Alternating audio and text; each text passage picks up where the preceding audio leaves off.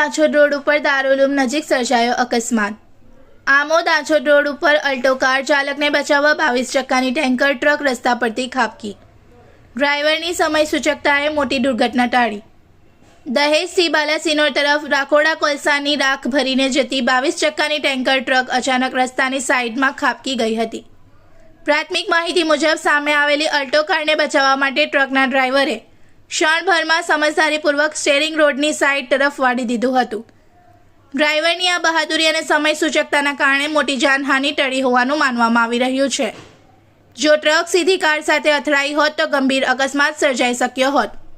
જો કે ટ્રક રસ્તાની સાઈડમાં ઉતરી જતા વાહનને ભારે નુકસાન થયું હોવાનું સામે આવી રહ્યું છે। ઘટનાને પગલે થોડા સમય માટે વાહન વ્યવહાર પણ પ્રભાવિત થયો હતો। બનાવની જાણ થતાં આસપાસના રહીશો મોટી સંખ્યામાં દોડી આવ્યા હતા।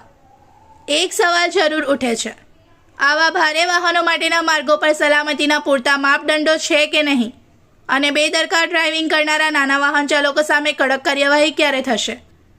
इस वीडियो को लाइक करें, हमारे चैनल को सब्सक्राइब कर बेल आइकन जरूर प्रेस करें हमारी न्यू वीडियो सबसे पहले देखने के लिए।